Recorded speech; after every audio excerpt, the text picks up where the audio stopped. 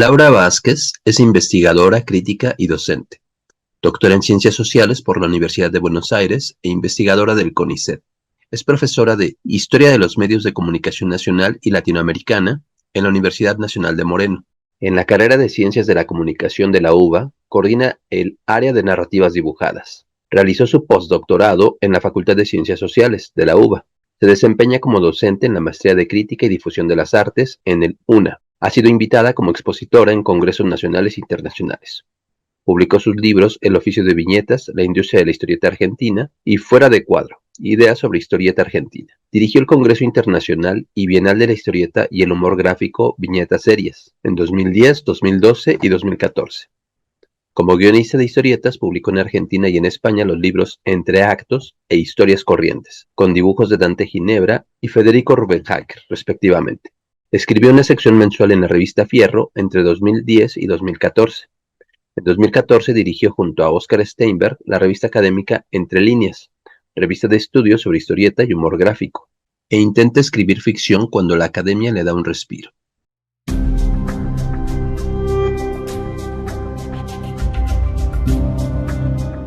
Bueno, buenas tardes, noches allí a la audiencia. Excelente tu pregunta, me da mucho que pensar. Voy a tratar de ordenar un poco que hubo varias partes. Lo primero para decir es, sí, mi libro es fruto de mi tesis doctoral, fue publicado en 2010.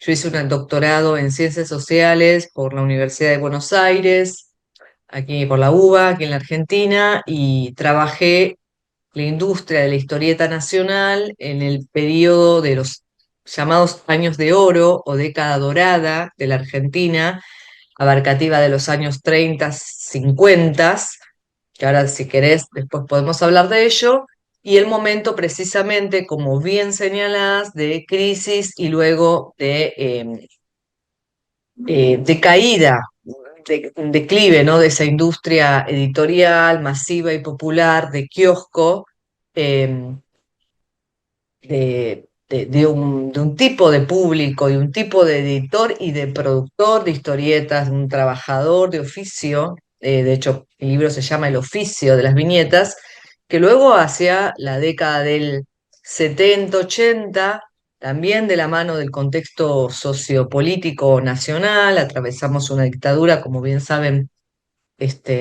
la década del 70 en la Argentina, y luego distintos factores, incluida la industria mexicana. Tenemos mucho para trabajar allí. Esto después, si querés, lo volvemos porque si no me voy a desordenar en la respuesta, pero creo que hay puentes para trabajar entre la historieta mexicana y argentina, precisamente de la mano de Editorial Novaro. Cuando ingresa a nuestro país, es eh, una de las variables más importantes, mira, te diría, del descenso de la historieta argentina de esos años, porque no era posible competir con los precios. Entonces, eh, esta es una de las variables. Luego, bueno, la televisión como constructora de un mercado nuevo, una audiencia nueva, la crisis de los trabajadores, la década del 60, el contexto histórico nacional, argentino, y otros factores que tienen que ver con la llegada de un público, o más bien la llegada, la construcción de un público adulto, con nuevas demandas y nuevas exigencias, eh, que ya no va a encontrarse con esa historieta seriada de tipo continuará, ¿no? De kiosco, que había sido parte de una fábrica, lo que yo entiendo como una fábrica de, de- de folletines ilustrados. Y bueno, y vos me preguntabas qué sucedía precisamente en los 80, en los 90, y en la actualidad, o sea, si vamos a armar por partes. Los 80 y en los 90, te diría a mediados de la década del 70, empieza a darse este proceso. em, Se descontinúan las editoriales, este autor, guionista, dibujante o el autor integral va a encontrarse huérfano, porque es un huérfano, lo digo con la fuerza de la palabra, porque el editor era un padre. Es muy distinto al escenario. Era el señor, era el proveedor, ¿no? Era aquel que vos trabajabas de historietista, pensemos en esos años, de los 50, los 60, cobrabas el cheque, mantenías a tu familia, construías tu casa. Yo entrevisté a decenas de dibujantes de ese periodo, hice una investigación muy fuerte sí, de campo, y decían esto, la editorial trabajaba, entregaba, ¿no? De a pie, iba al centro, vivías en el conurbano bonaerense, vivías al centro, cobrabas el cheque, entregabas el material y te volvías a tu casa. Bueno, esto empieza a desdibujarse. Y ahí empiezan en los 70 a aparecer figuras intermediarias, que son los agentes, que es todo un cambio para el historietista, le parte la cabeza, ¿no? Un agente que aparece como intermediario. Algunos se autoexilian a Pan, Inglaterra, otros mercados por esos años. Y luego en los 90 lo que vamos a tener son los lectores de esas historietas que habían sido adolescentes durante esos años y que se encuentran sin posibilidades de publicar. Las posibilidades de publicar en revistas de kioscos son súper escasas, muy escasas, eh, allí por la década del 90. La revista Fierro, de manera paradigmática, pero es muy distinto al periodo anterior. Entonces aparece eh, una una nueva escena de la historieta nacional, que es la publicación de los fanzines. No son nostálgicos estos nuevos autores todavía, porque son jóvenes, porque tienen la fiebre de la publicación, ¿no?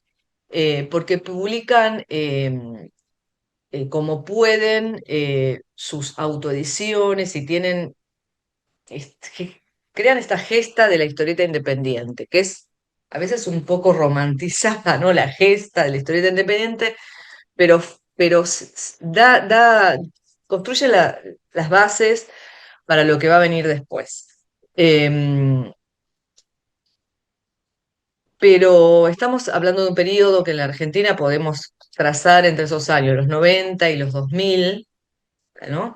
Em, de por lo menos esperanza respecto del reverdecer o la posibilidad de una nueva historieta nacional, de la mano, sí, de la autogestión.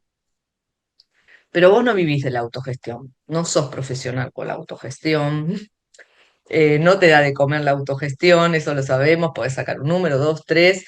Entonces estos jóvenes crecen, ¿no? Crecen, son adultos, y ahí aparece una nueva, ¿no? Cuestión que tiene que ver con lo que yo planteo, bueno, en la entrada a las editoriales, la entrada, ¿no? De la historieta a las librerías.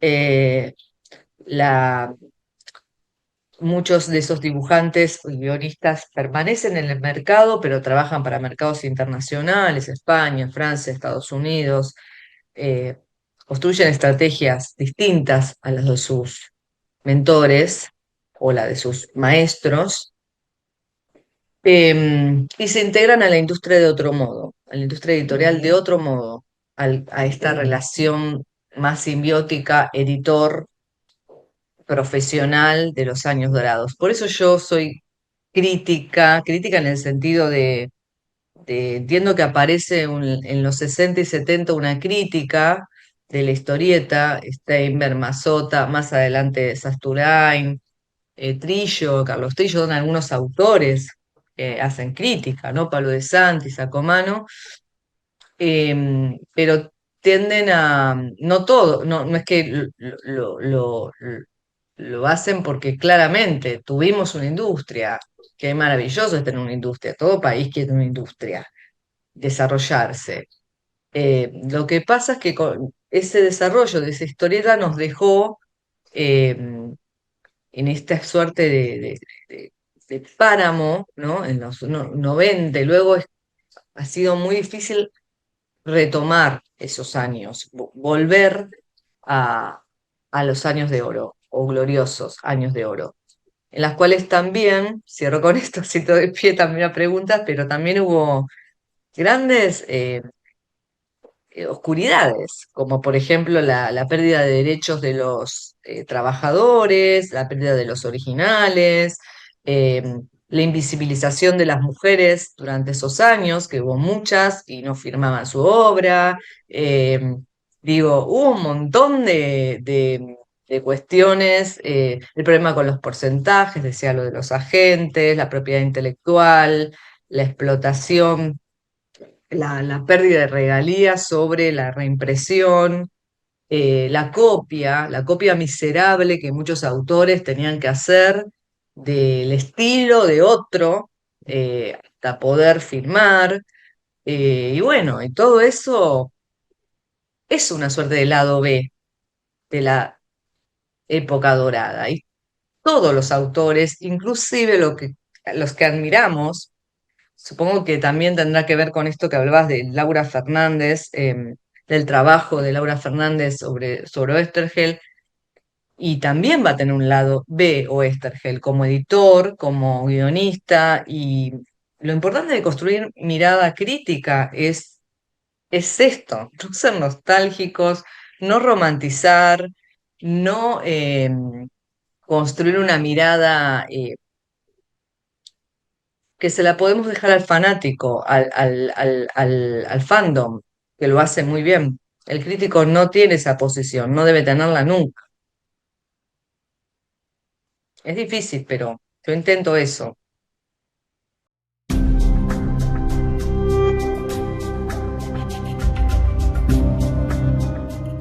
Por eso hablaba del método comparativo o contrastivo para ver continuidades, rupturas, diferencias. Me parecería que falta, no solo en el caso argentino-mexicano, en toda la región, mucho trabajo en ese sentido que inevitablemente creo que digamos, hago una pequeña digresión, la riqueza está en hacer de a dos, porque eh, con investigadores de ambos territorios, ¿no? Para cruzar, para ver. Yo lo he hecho con algunos colegas de Brasil y Chile, y creo como que ahí aparece algo nuevo, ¿no? Aparece esta cuestión de desenfocarse eh, del ombligo, ¿no? Porque yo hablo de historieta nacional y no estoy, me importa ubicar historieta nacional en el marco de acontecimientos globales.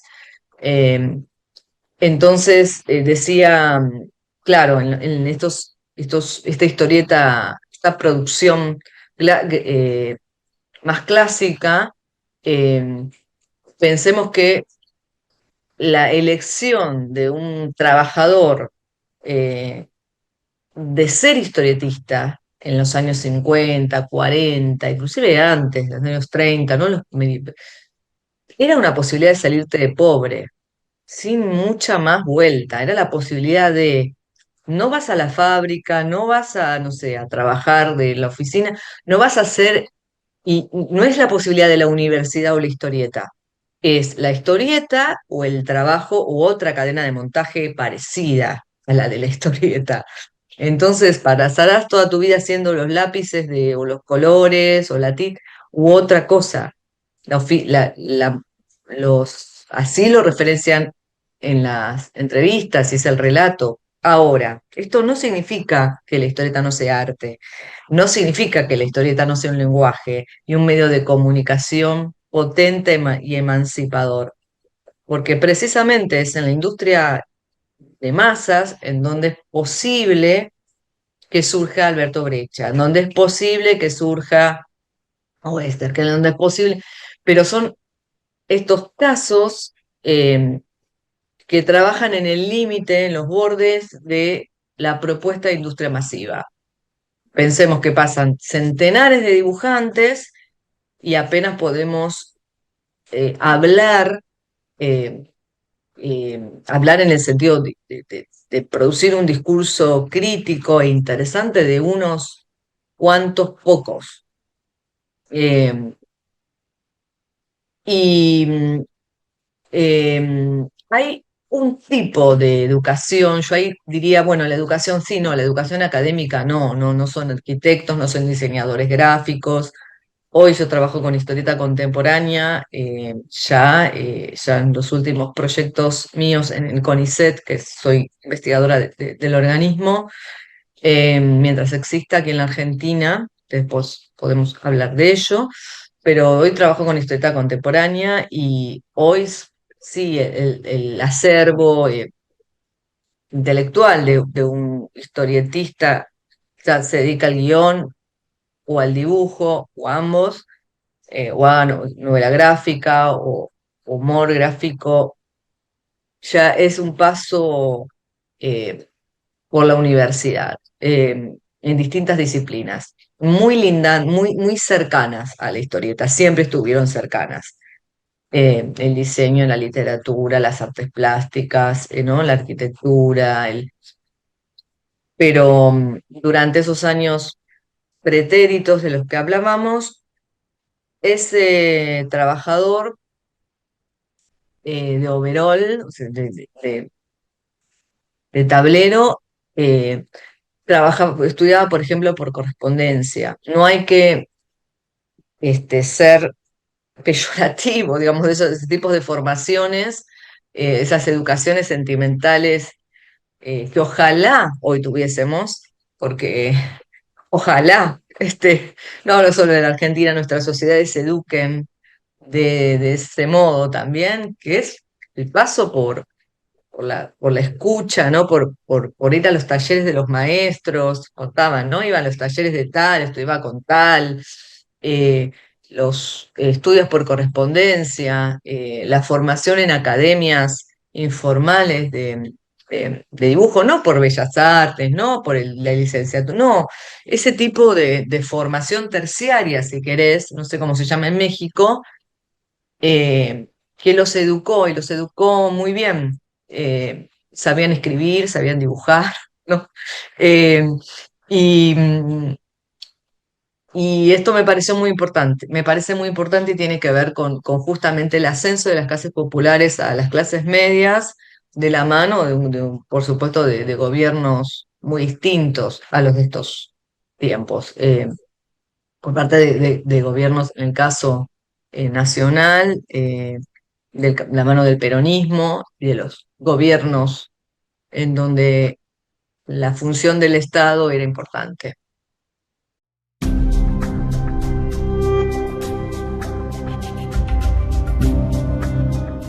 Me encanta lo que planteas porque me parece que es también sí, una suerte no, un término sería un traje, ¿no? Una posibilidad que sirvió también y justificó, en cierto modo, la posición también de la crítica, olvidémonos de los historietistas, ¿no? La idea de pensar en la cultura marginal, porque la cultura marginal siempre puede ser ponderada positivamente, en el sentido de si no es parte de la doxa, aquello que es marginal se supone que es subversivo, y lo subversivo en el sentido positivo, porque viene a subvertir una doxa dominante, y la historieta era, como muchas otras producciones culturales, producción marginal.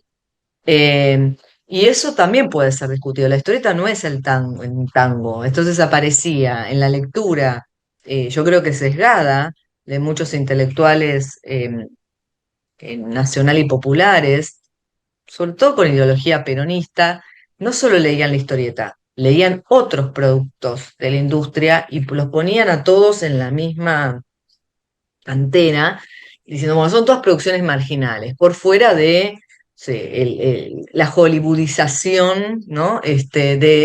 De la industria, de la televisión, ¿no? De todo lo que tenía que ver, sobre todo con cultura norteamericana.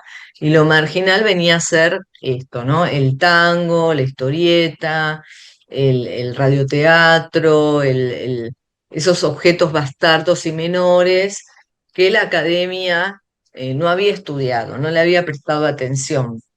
Eh, y esto estuvo bien, como creo que bien decías, hasta determinado momento.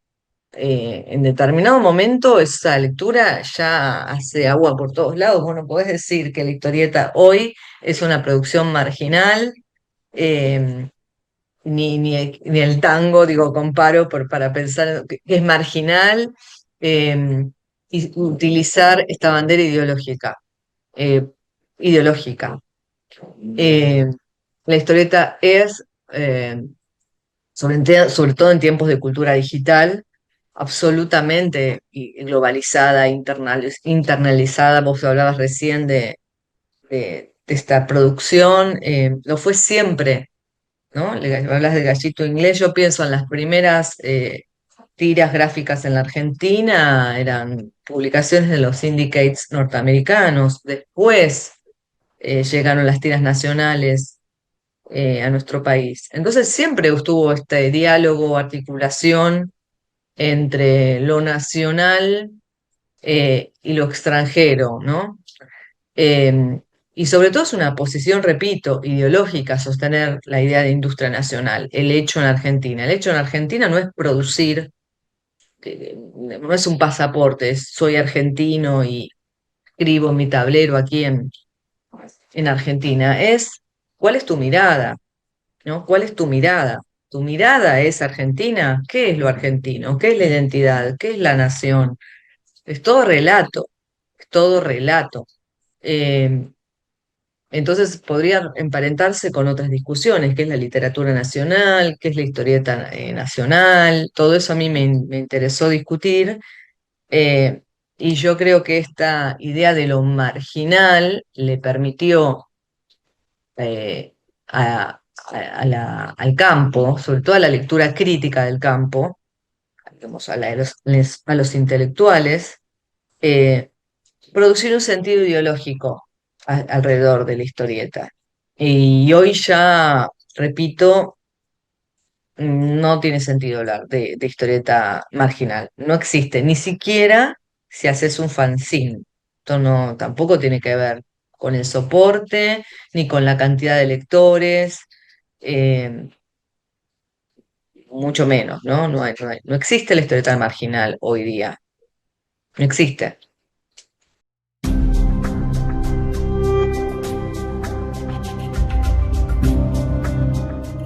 Bien, yo lo leería más en la obra en el sentido de, sí, en la obra. Por ejemplo, hay historietas marginales respecto del lenguaje, es decir, se están yendo, están muy en el borde y casi son otra cosa, ¿no?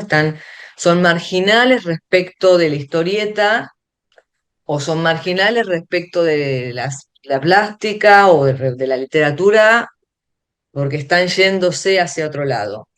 Entonces, más que el término marginal, hoy pensaría en esta cuestión del desborde, del deslinde, de lo desterritorializado en el medio, eh, sí, de la mistura, de la historieta estallada, de la historieta explotada, en ese sentido, que es un trabajo de borde con otro lenguaje o con otras artes, pero no sostendría la historieta marginal porque vende poco, ¿entendés? Es como que había algo de somos marginales porque no somos masivos y el Estado no nos cobija, ni el mercado hoy. Entonces te permitía sostener eso hasta cierto momento, ¿no? Hoy no tiene sentido plantearlo de ese modo. Vos podés llegar con la historieta a cualquier parte del mundo. Te lean millones o no te lea nadie.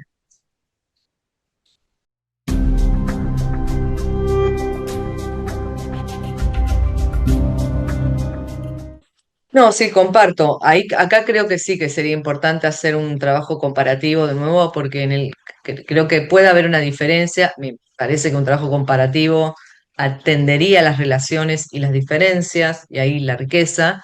En el caso argentino, eh, eh, mm, los profesionales, los trabajadores, eh, trabajan no para las industrias locales o para las editoriales locales, que las hay y muy buenas, sino sobre todo para mercados internacionales, fundamentalmente Francia, decía España, Estados Unidos, depende si haces comic book o haces los álbumes franceses, ¿no? Que cobras una vez cada 2 años, pero de todas, cada tres, ¿no? Pero es un sistema más, no un sistema de... Ha cambiado el sistema, el modo de trabajo, ¿no? No aparece este hombre que cobra el cheque mensual, sino que hay una autogestión del trabajo, ¿no? Yo sé que puedo hacer un álbum eh, cada 3 años, trabajo para, no sé, Dargaud, y bien, y trabajo para Dargaud, y hay muchos dibujantes y autores integrales en esa situación, y luego seguramente les resulta insuficiente y realizarán en paralelo otros tipos de trabajos. Desde ya los talleres, los, eh, las clases, ¿no? Las clases, conozco varios casos en ese sentido, clases particulares, talleres, o trabajo profesional liso y llano, ¿no? El diseño, por ejemplo. ¿Cuántos autores conocemos que trabajan en diseño de manuales escolares o de, no sé, de diarios o de revistas o diseño gráfico en general, de páginas web? Y en paralelo tienen el proyecto, ¿no? Van realizando en las horas muertas una novela gráfica. Eh, y esto no los hace menos profesionales. La novela gráfica le dedican todo el amor y el talento, eh, el- mientras trabajan de otra cosa. No existe más el asalariado, yo diría.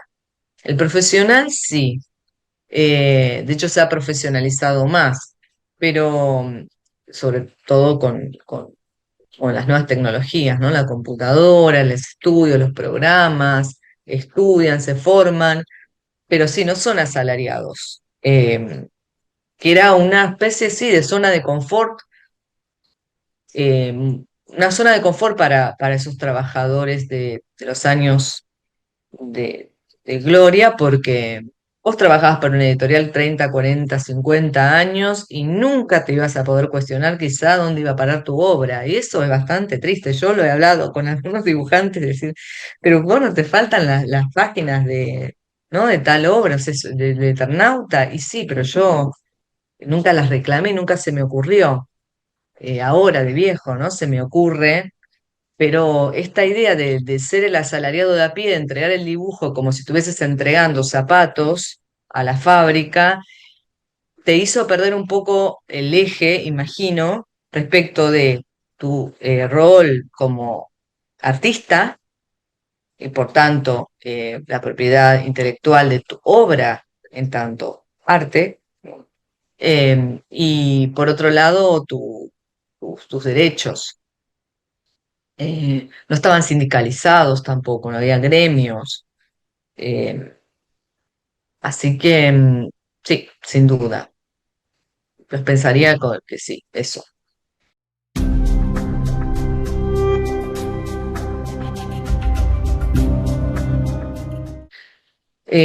Bueno, primero tomar las decisiones, entiendo que tomar decisiones, eso te ubica no solo en la historieta, en cualquier otro campo, ¿no? Tomar decisiones a conciencia, por ejemplo, esto respecto de tu obra, eh, eh, no vender tu estilo. Hay un punto en donde hay autores que no transan, no negocian, ¿no? Con su estilo, no copian a otros, buscan el mercado que se acomoda a sus zapatos y no viceversa, ¿no? Es decir, hay un estilo que me acompaña, que lo elijo, que lo pulí, ¿no? Y voy buscando este, no solo este editorial, sino no solo una editorial, sino el mercado que pueda cobijar y abrazar mi estilo de trabajo. Y esto es mucho, se ha complejizado precisamente de la mano de la globalización y de la posibilidad de que vos tenés acceso y conocimiento a los distintos tipos de mercados de, de ese lenguaje. Entonces, hoy un profesional, vos me preguntás qué debería tener y conocer cuál es la demanda no sé, del mercado japonés, del mercado norteamericano, del mercado mexicano, del mercado argentino, español, italiano, conocer cómo se edita, eh, qué estilos, cuáles son los géneros, cómo se paga, eh, cómo se trabaja, cómo negociar un contrato. O esto es re importante, un profesional no puede hoy día hacer agua en conocimiento legal, ¿entendés? Mínimo, de saber que cuando vos firmas un contrato, tu obra no es para hoy y para siempre. Las cuestiones, decía, de las regalías, negociar, no sé, cuántos ejemplares te corresponden, las traducciones, ¿no? Una cuestión que si vamos abriendo solapas aparecen las traducciones. Bueno, si mi obra se va a traducir al japonés o al italiano, debe mantener qué giros idiomáticos, que yo elijo el traductor, trabajar con todo eso y desde luego el profesional debería, digamos, sí, dentro de estas cuestiones importantes, decía poner no precio a su trabajo, eh, pero siempre se revela, ¿no? Siempre va a estar eh, sí, discutiendo como con el editor. El editor ya no es un proveedor, sino este padre proveedor, ¿no? Que le da trabajo, sino es alguien que está comprándole un producto. Por eso es importante, por ejemplo, el manejo de algún idioma, si quieres trabajar para otros mercados, y todo esto. Yo lo pienso en relación a ese momento más de parteaguas, ¿no? Como en el momento de pasaje. ¿Qué les habrá pasado a algunos autores que querían, no sé, en la década del 70, 80, y que no eran Carlos Trillo, vender obra afuera? ¿Se habrán tomado un avión? ¿Habrán tenido miedo de tomarse un avión? ¿Habrán pensado yo no puedo vender mi obra porque no hablo el inglés? ¿Habrán pensado yo nunca hablé con otro editor que no sea el señor Columba? Digo, todo eso que tiene que ver no solo con saber dibujar excelentemente bien, sino tener otro tipo de destrezas y habilidades culturales y unas nuevas exigencias, ¿no? Que impone el mercado.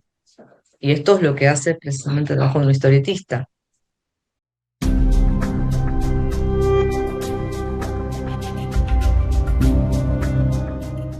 También insisto, estoy como para vos y para la audiencia en trabajar, creo que toda la cuestión historieta y educación ha dado lugar, a ver, voy a ordenarme, ha dado lugar grandes problemas también. He trabajado con algunos proyectos de investigación en relación a la relación historieta y educación y he salido espantada, ¿no? Como esta idea de llevar, no sé, Mafalda al colegio para explicar la dictadura. Me espanta todo eso. Prefiero que nunca lean Mafalda si tiene que ser para ilustrar un acontecimiento político. O sea, prefiero que no la lean.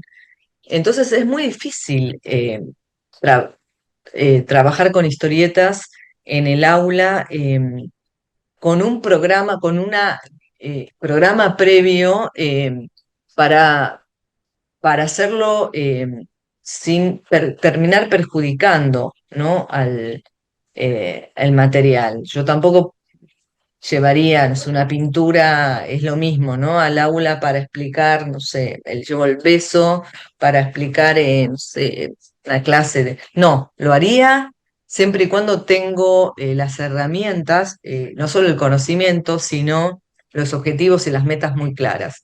Y es algo que, claro, que me lo pregunto permanentemente y lo pongo a prueba permanentemente en distintos niveles de, de, de escolarización. Así que es interesante tu experiencia, sería lindo ponerlo en cruzarlo, ¿no? Cruzar las experiencias y escribir sobre eso. Creo que escribir sobre la experiencia a mí me ayuda mucho cada vez que termino de impartir algún curso. Y bueno, y he dado y dicto cursos tanto en escuelas primarias nunca, pero siempre, bueno, en la universidad, en los primeros años y luego en los posgrados. Y ahí hay un salto cualitativo importante porque, por ejemplo, en un posgrado, en una maestría, en un doctorado, acabo de terminar semana pasada uno, en un seminario de historietas, con algún tema, ¿no? Con algún tema, no es un tema de historietas, con algún tema que vertebre el recorrido, por ejemplo, sí, historieta digital, historieta contemporánea, ¿no? Los estudiantes que se anotan en ese curso pueden conocer mucho o poco sobre historietas, pero hay un interés previo que los convoca eh, para inscribirse en un seminario de historietas, ¿no? Es un estudiante adulto que elige conocer la historia. Porque entre las posibilidades de seminarios para realizar el recorrido de un doctorado, de una maestría, vos podés elegir y eligen. Y son pocos, pueden ser 8, 10, pero vienen mi experiencia es absolutamente distinta.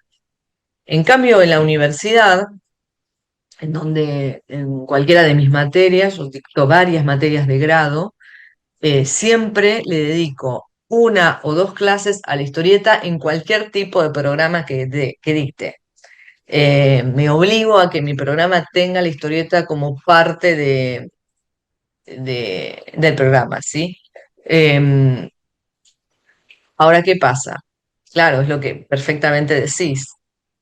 Te encontrás con un alumno, y yo estoy dando, no sé, diseño, y bueno, vamos a pasar entonces ahora por el diseño de historietas. No conoce la historieta, no conoce nada, ¿no? Entonces dicen, bueno, eh, y no es un problema no conocer. Entonces ahí pienso al revés, ¿no? ¿Qué pasa si yo estuviese dando esta materia en la carrera de letras y salgo espantada y corriendo como una loca porque los alumnos no leyeron a Borges? ¿No? Digo, sabemos que es un mito que todo el mundo leyó a Borges. No todo el mundo leyó a Borges. Y sin embargo, yo puedo dar el curso muy bien. ¿Por qué salgo espantada? ¿Por qué me espanta que no conozcan a Alberto Brecha, ¿no? O a Oestergel. No me debería espantar, me tiene que desafiar como docente.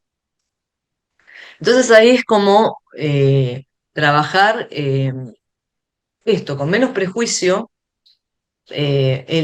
digamos, del docente hacia el alumno que viceversa, ¿no? Yo creo que el estudiante sea prejuicioso respecto de la historieta porque no viene con esa cabeza, no puede tener un prejuicio de aquello que desconoce. Entonces, cuando vos empezás a desplegar sobre, no sé, un banco, novelas gráficas, yo llevo, no sé, llevo con valijas, ¿no? Al aula, llevo, despliego y les pido, googleen, conocen, ¿no? En la clase sobre, no sé, novela gráfica de mujeres, conocen a Power Paola. Ah, no, bueno, busquen material, la clase que viene. Empiezan a interesarse, siempre empiezan a interesarse, siempre. Eh, y ese es el ejercicio. Ahora, ¿qué ver de esos materiales y ver con ellos, ¿no? Ver con ellos, ¿qué ven ellos? Entonces, ¿qué están viendo? A ver, ¿qué están leyendo? ¿Cuáles parece que son las temáticas? Eh, ¿Qué entienden? Y, y escucharlos de la misma manera que podés trabajar con, no sé, vamos a leer todos de nuevo la Divina Comedia y interpretemos y dejar que vuele la imaginación. Em, Entonces, me preocupan más las maestras cuando van a llevar Mafalda al aula para explicar la violencia en la Argentina que los alumnos. ¿Se entiende? No enseñarles a leer, ¿no? Como, bueno, lo mismo, ¿no? Vos ves una película en el aula y no les contás el final, no les decís, y la moraleja de la película, ¿no? El punto de vista del director. Entonces, ¿por qué lo harías con la historieta? ¿Por qué lo harías?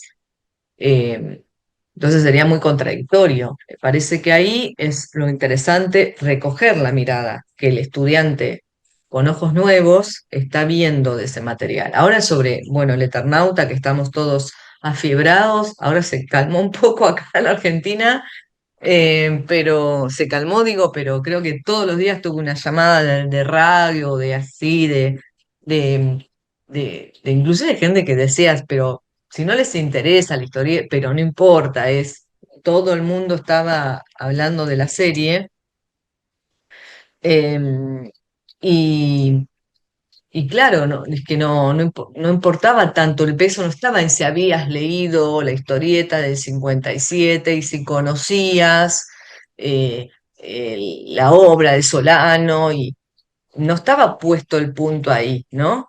De hecho, me parece que el hallazgo si no, no podrían haber hecho la serie, si no con tanto miedo de no ser un conocedor total del medio, nunca podrías decir nada sobre el medio. Entonces, eh, yo celebro las lecturas más oblicuas sobre la historieta, no aquellas que es del experto, ¿no? El experto me da un poquito de miedo. Era un poco lo que decíamos antes de esta cosa eh, del sabelotodo. Me acuerdo que si me permitís, me acuerdo cuando hice el doctor, que me especialicé, claro, en distintos temas de la historieta, pero yo soy una lectora voraz de literatura, de cine, tengo muchos intereses culturales como cualquier persona, ¿no? Por suerte, no sé, bailo tango, no sé, hago otras cosas, además de leer historietas todo el día. No leo historietas todo el día, hay semanas que no leo historietas. No, y bueno, por eso puedo escribir, creo, sobre ellas. Y esta cosa de ponerme a prueba de, pero vos leíste historieta norteamericana, leíste superhéroes. No, no leí superhéroes nunca en mi vida. Y, y, y esta cuestión más bien del crítico, ¿no? Que perduraba, que no permitía que el académico ingrese al campo, porque al crítico era aquel que sabía todo sobre historieta y que reseñaba y que te decía que en la Hora Cero número 285 en la página 3 Pratt, y a mí eso no me interesa para nada. Eh, para nada. Que pasó este dibujante al otro dibujante, que la línea no sé qué, la línea clara, la línea oscura, para nada. Me aburre soberanamente toda cuestión laudatoria sobre los autores, todo conocimiento enciclopédico del medio. No. Pero eso no significa que si sobre una obra yo la leí, por supuesto, primero si la leí, y si conozco, puedo decir algo acerca del mundo, que es lo que más me interesa, ¿no? Mira, a mí me parece un ejercicio por ahí les sirve o no, pero a mí me ha resultado es ir por tema más que por género. ¿Viste? Como que en los géneros a veces el estudiante se pierde un poco, sobre todo en momentos en donde el género está muy diluido en relación a nuestros tiempos, ¿no? Nosotros éramos chicos, no sé qué edad tenés, pero yo iba a ver una película de terror y una película de terror. No, ¿no? Estaba muy estandarizado. Iba a leer una novela de ciencia ficción y era ciencia ficción. Es decir, no es solamente que la historieta cruce y mixtura, ya no metamos estilos, sino los géneros, sino que todos los campos del arte eh, para contar algo nuevo, ¿no? Y producir una mirada autoral, deben cruzar, deben cruzar eh, los géneros, decía, las propuestas autorales, ¿no? Ahora, repetía como esta cuestión del género, por ejemplo, convocar en un primer encuentro cuáles son los temas candentes que los seducen para discutir. Entonces puede aparecer, por ejemplo, la ecología, ¿no? O el feminismo. Eh, y a partir de esta indagación previa que hago de los estudiantes, no de autores, no de géneros, sino de temas que los interpelan, que podrían ser las cuestiones de las identidades, la violencia, no sé, intrafamiliar, diferentes temas, que hay un modo de poder hacer esa indagatoria, podés armar propuestas, que empiezan a aparecer los temarios, busco los materiales y se los ofrezco, ¿no? Y ahí empieza a aparecer como esta cuestión. Esta es una posibilidad que aparece, eh, aparece siempre el fin del mundo, por ejemplo, ¿no? Sobre todo en algunos años, fin del mundo, las cuestiones apocalípticas, ¿no? Eh, entonces, a partir de esto busco el material. O les pregunto, ¿qué es también, qué cine ven, qué series ven, ¿no? Como conectar con otros. Por eso es importante no mirar el ombligo de la historieta, porque ahí, si vos mirás el ombligo de la historieta, vas a poder ofrecer muy poco. Entonces ¿qué series? ¿Qué literatura? ¿Qué están? ¿Qué videojuegos, ¿no? Están jugando? Y a partir de eso, que recoges todo eso que ya conocen y son conocedores y sabios, probablemente más que vos. A mí me sorprenden mucho los alumnos cuando vienen, los dejas hablar y traen el material, ¿no? Bueno, ahí entonces les ofreces vos. Ahí les ofreces, bueno, está esto que puede conectar y mira, y que puede convivir. Entonces, este juego de videojuegos que vos haces de zombies, mira, está esta historieta de post-zombies, apocalipsis, de Ángel Mosquito, que mira qué bien la vas a poder. Y se recopan. Entonces, pero es de ahí, no es cuando la bajada es leer historieta, porque la conexión la tenés que ofrecer vos como docente. Eso les suele resultar. eh, y bueno, también trabajar con eh, cuestiones también de género, ¿no? Pensar que si en un aula conviven varones, mujeres, géneros fluidos, no binarios y demás, atender a esto también para ver las, este, las propuestas que podés llevar antes que leyeron Mafalda, leyeron Brecha. Eso me parece lo peor, y que además lo pone a la defensiva. Y no hay nada peor, pensá al revés. Me acuerdo la primera vez que no sé, que fui a un museo y viste, te sentís esta cosa del sapo de otro pozo, ¿no? Que no saber de los grandes, del impresionismo, lo que puede hacer es que tengas ganas de salir corriendo, ¿no? Si no sé nada sobre el impresionismo. La propuesta es al revés, a contrapelo, eh, y sobre todo con adolescentes, ¿no? Sobre todo con adolescentes.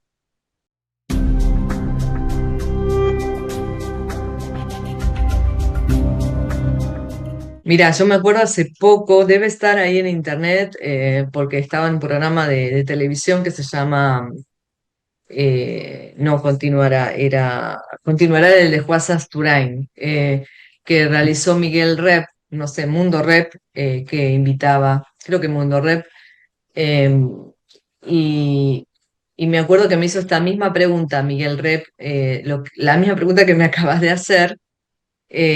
Y él, y no recuerdo bien, pero él dijo algo muy inteligente que me quedó grabado, fue hace un par de años. Dijo, mira, a mí me parece que que el crítico de la historieta no fue el crítico, porque nunca hubo un sistema de estrellitas como en el cine, o nunca tuvimos al periodista crítico, ¿no? Que tenga una palabra en los diarios o en las revistas de la época, sino que el crítico con la historieta nace con los editores, y me pareció muy atinado. Vos pensás que vos ibas con una página y el editor te miraba la página y te decía, esto es una porquería, ¿no? Esto es pam, pum, te tachaba, no, vuelva. desastre, no, bien, qué bien. Y era el editor, ¿no? Eh, Antes que el autor y mucho antes que los lectores, aquel que puso esa mirada eh,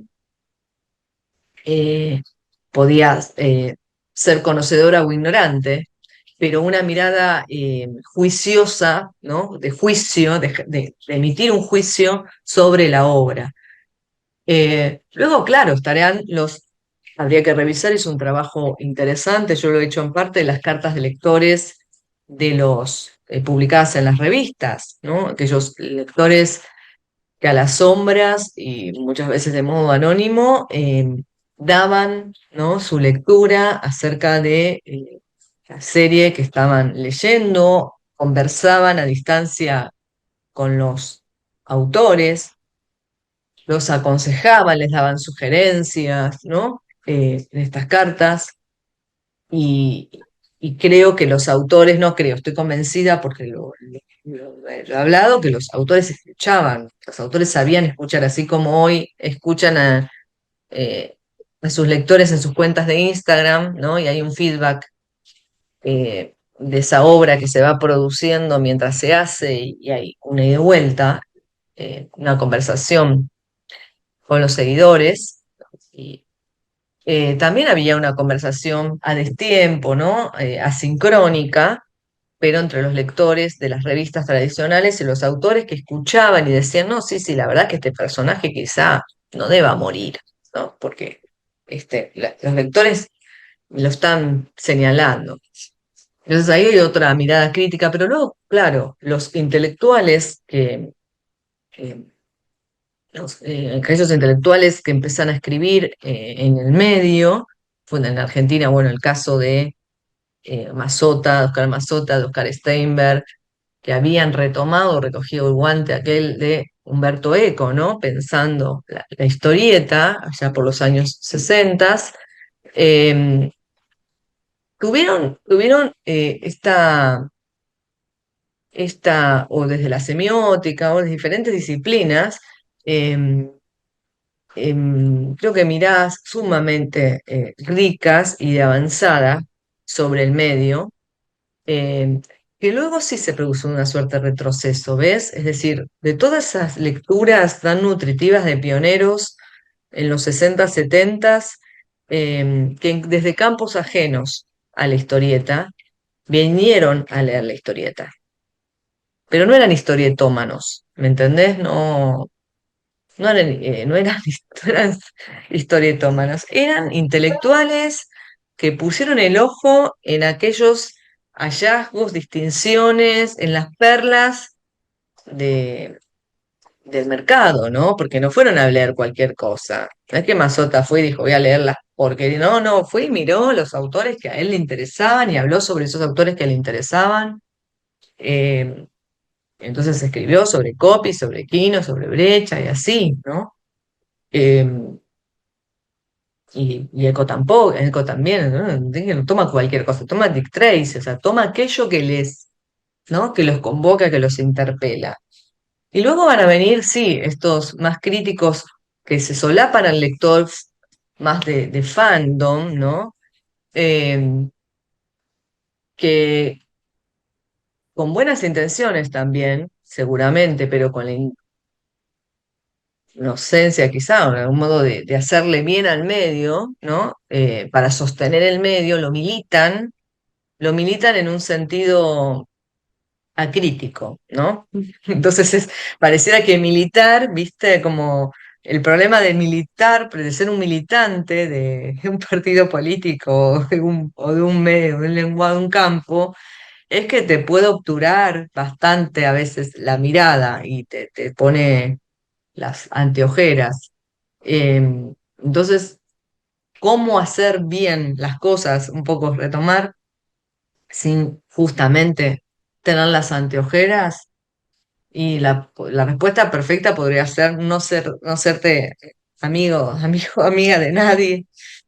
A mí me ha pasado que dado que bueno, la historieta formó parte de mi vida personal. Estuve casada con un guionista de historietas muchos años, que es Diego Grimbau, mis mejores amigos, y muchos de mis amigos de quienes iban a mi casa y vienen son historietistas. Entonces, esta división de aguas no siempre es fácil. Eh, pero durante algún tiempo pensé que el camino correcto podía ser trabajar con la historia, es decir, trabajar con aquello que no se cruce con, sí, con lo contemporáneo, que no roce, ¿no? Mi cotidiano. Y ya hace algunos años que dejé de pensar en esto y escribo sobre lo que quiero. Eh, Escribía una columna crítica en la revista Fierro que se llamaba Ojo al Cuadrito. eh, y, y agradezco el espacio a Juan Sasturain y al autor Ortiz, que me permitieron durante años ejercer una crítica en esa revista. Y ahí pude despuntar un poco, sí, la pluma crítica, no la pluma académica, es decir, escribir sobre las obras que me convocaban, para bien o mal. Y sí he dicho algunas cosas que por ahí molestaron, ¿no? Algún dibujante te dijo algo, me dijo algo, sí, claro. Mm, Pero creo que debería, de hecho, hay, no es que debería, hay cada vez más voz crítica en la Argentina, ¿no?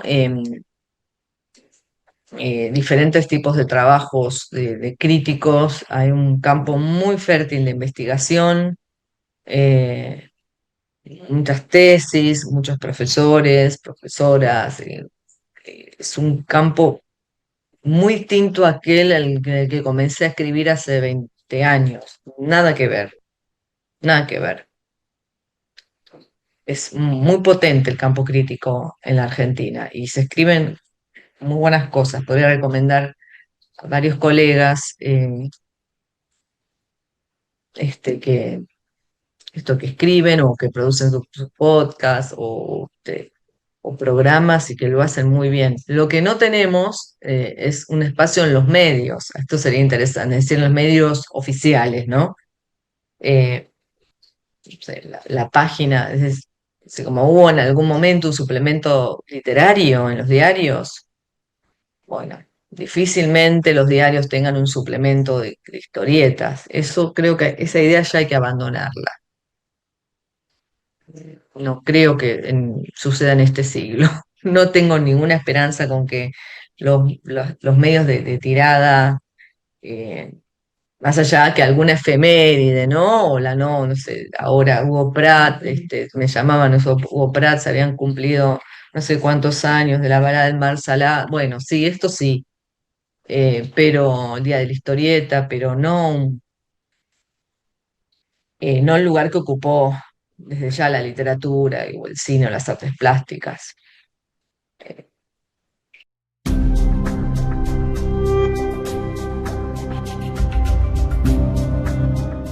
Bien, a mí me convoca muchísimo, bueno, la obra de Sole Otero, ¿no? La obra de Pablo Paola, tengo así, te miro así porque tengo medio lejos la biblioteca de la computadora, pero los tengo ahí atrás, todos la biblioteca, y me convoca esa obra, los trabajos de Delius, me gustan de Julia Barata, de María Luque, de Femimutancia, eh, son, me estoy quedando muy corta, pues puedo enviarte un listado o algo así que puedas publicar o que puedan utilizar desde ya. Eh, Luego me gustan muchísimo los trabajos de Pedro Mancini, de Ignacio Minaberri, los trabajos más clásicos de Diego Grimbau, Lucas Varela, de Gabriel Hipóliti, Dante Ginebra. Yo tengo mis libros, tuve una etapa guionista, trabajé mucho con Dante Ginebra y adoro esa etapa. Me gusta mucho en humor gráfico de Alejandra Lunik, bueno, de Yatute, Liniers, son autores más de otra generación. Eh, Me encanta, más en términos generacionales, mm, bueno, todo el trabajo de, sí, de Ángel Mosquito, el trabajo también de, eh, déjame pensar y mirar un poco mi biblioteca, ¿no? Porque me tomaste de sorpresa, ¿vieron? Cuando te preguntan las películas favoritas. Eh, bueno, muero por Carlos Saura, si voy a otros momentos, no estoy mirando, ahora veo y es Mandrafina, Cacho Mandrafina, Alcatena, Zampayo, todas esas duplas.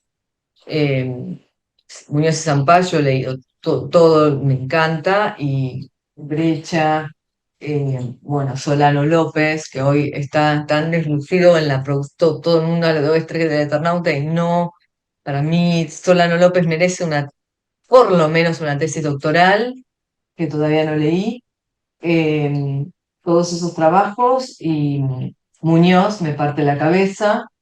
eh, Estoy como tratando de ver por ahí. Bueno, dije Salvador Sanz. Los autores de Fierro, los autores de la Fierro, en su mayoría, son buenísimos. Me gustan todos de esta etapa, de la última etapa de la Fierro, ¿no? Me gustan todos. Eh, y colegas. eh, Claro, bueno, vamos a hablar del trabajo de Laura Fernández. Ella, bueno, trabaja con otro marco teórico. También hay que ver ahí qué marcos teóricos aún no lo interpelan más que otros, ¿no? Los trabajos de Mara Burkhardt los recomiendo mucho para abordar el humor gráfico, más específicamente el humor gráfico. Todo su trabajo sobre la revista Humor registrado es brillante. Y, y y más allá, ¿no? Los trabajos de Pablo Turnes y de Amadeo Gandolfo, los trabajos de Bruno Percivale, los trabajos de Federico Reggiani, me gusta muchísimo su pluma como crítico, como escritor, me hablaba como un crítico, creo que esa pluma es destacable. Em, Me voy a quedar mal con alguien seguro, pero Facundo Saxe trabaja más bien desde la historieta queer, son muy interesantes sus trabajos para la historieta queer. Em, em, los trabajos de Oscar Steinberg, mi maestro, ellos saben que sigo Steinberg, si- yo- es mi maestro y he dictado varios cursos con él y seminarios, es muy mayor, pero su cabeza sigue siendo a mí de la cabeza más destacada para pensar la historieta argentina e internacional. La historieta, el lenguaje, desde la década de 60 con sus primeros trabajos, el leyendo historietas, el armado de la primera Bienal Internacional de la Historieta junto a Mazota en el Instituto Di Tella en el año 68, y sigo siendo un activo pensador y crítico del medio, maestro y profesor. Eh, Juan Sasturain, como podría olvidar Juan Sasturain, eh, todos los trabajos de Juan, estoy quedando posiblemente. Diego Labra trabaja, tenemos una mirada interesante sobre el manga anime, la producción del manga anime en la Argentina y, eh, el sistema de la industria. Bien, creo que ahí tenemos un montón. Hay más, porque es difícil armar la lista, por eso digo, podría armar una lista en papel más prolija y más abarcativa y más seguramente eh, más justa que la enumeración que acabo de hacer.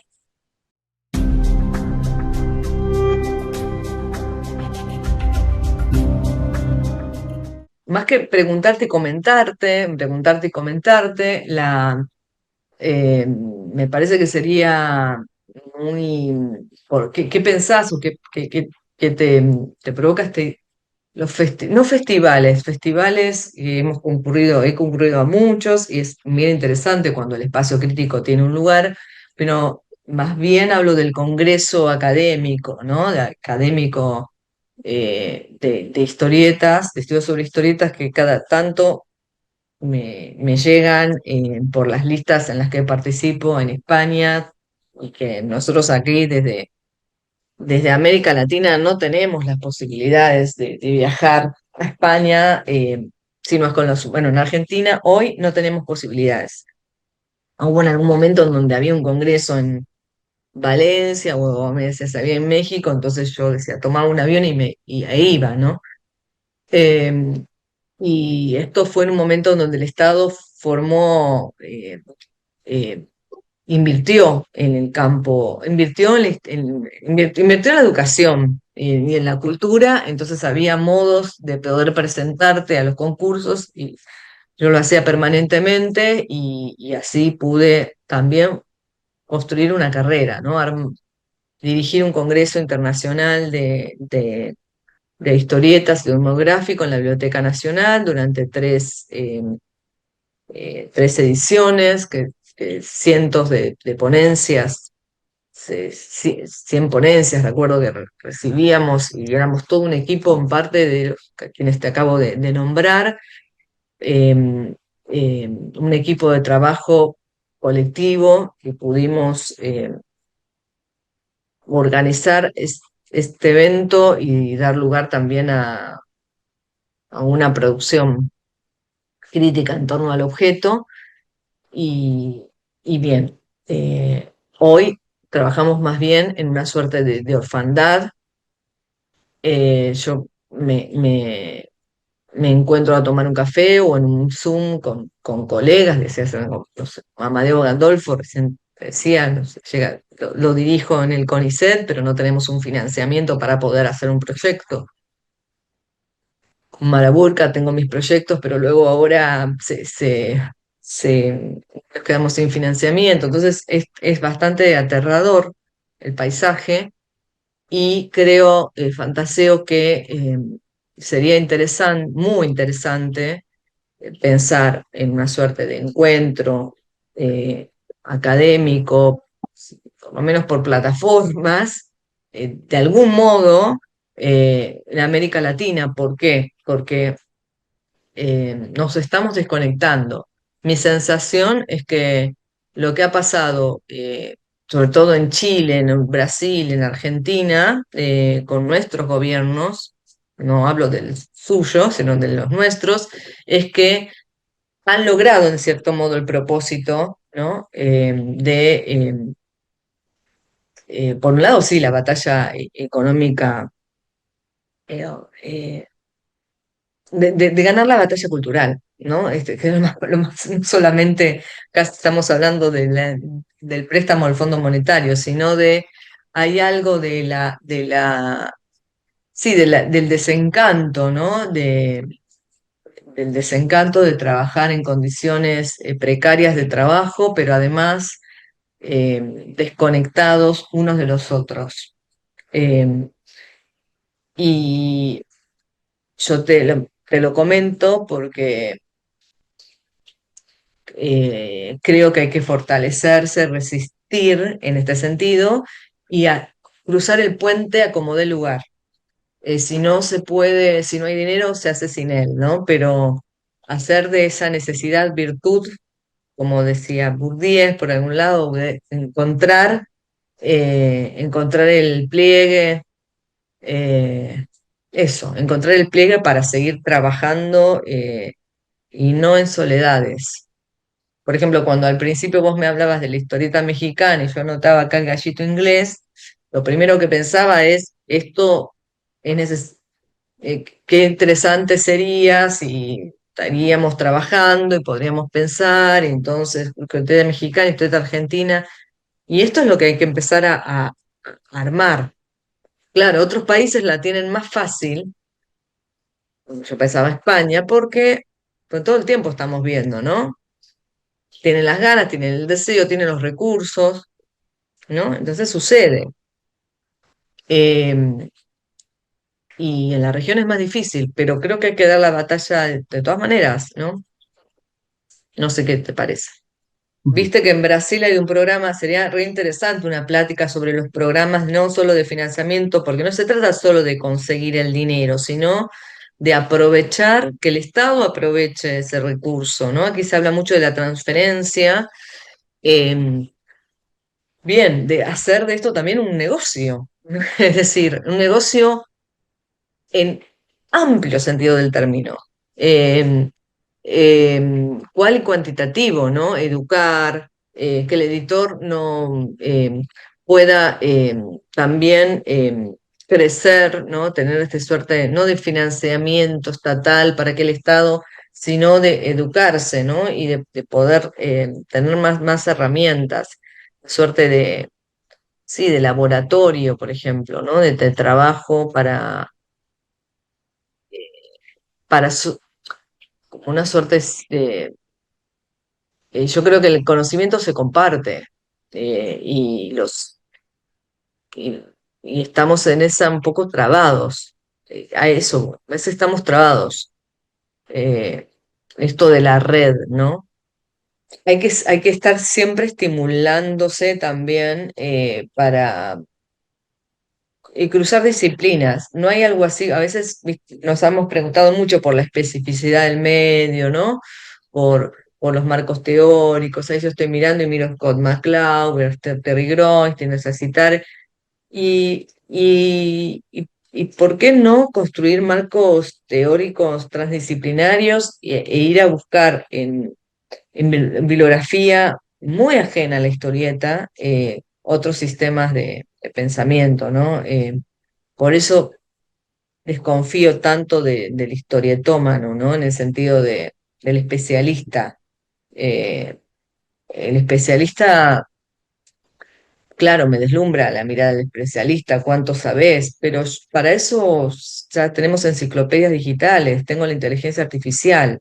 No, no, ya está, ni siquiera tengo que comprarme una enciclopedia. Es- Se lo pregunto a mi teléfono para saber el primer año de la revista de Superman. Al contrario, hay que deshacerse, un poco sería desaprender, ¿no?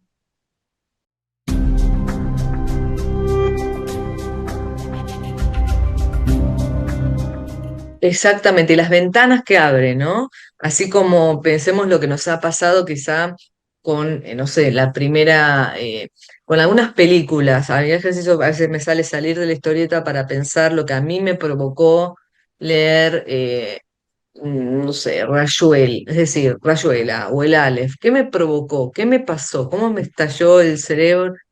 ¿Qué me pasó más allá de la literatura, ¿no? ¿Cómo transformó mi visión de mundo? Y nos ha pasado con el cine, ¿no? ¿Qué te pasó cuando miraste La Naranja Mecánica? ¿Qué te pasó cuando miraste? ¿Qué te pasó? Y Bueno, ahí meterías, yo creo que ahí ahí yo meterías la creo, palabra marginal, claro, claro, puede ¿no? ser, claro, como que ahí aparece que a partir de esto abro otro mundo, ¿no? Abro otra compuerta. No necesariamente a leer más historietas, sino a repensar ese problema o ese acontecimiento, ¿no? Eh, ¿Sí? Y Hay sí que creo, pensar que la historieta sea la punta, la puerta de entrada a, a ese mundo y no solamente pasa mucho con, bueno, con el descubrimiento sexual o con la transformación sexual, las elecciones, la violencia, los traumas, ¿no? Los traumas eh, intrafamiliares, demás, con historietas feministas, sobre todo. Pensar que con una historieta podés darte cuenta, ¿no? Podés atravesar eh, y que no necesariamente tiene que estar. esto plasmado en el cine o en la literatura, bueno, sino que la historieta también puede dar cuenta de estas experiencias, eh, eh, tanto colectivas como individuales, ¿no? En relación a estas zonas, visibilizar aquello que otros lenguajes no pueden contar, o no pueden decir, no pueden narrar, y que la historieta puede mostrar Con sus propios recursos, ¿no? Sí, con sí, sus sí. propios recursos, incluso puede ir más allá, ¿no? Me acuerdo Maus, a mí Maus me atravesó la cabeza, yo había visto mucho, mucha película, además, todos, y demás. Bueno, cuando le vi a un ratón, cuando vi ese recurso, bueno, que está planteado en Scott McCloud y demás, pero claramente, no es que vino un teórico y me lo contó, yo lo vi, lo vivencié, lo sentí, y lloré, y atravesé Maus y atravesé la experiencia del holocausto y del sobreviviente con una novela gráfica, no con Spielberg, fue con la novela gráfica. Me pasó con Persépolis, ¿no? Y bueno, eso, de eso se trata.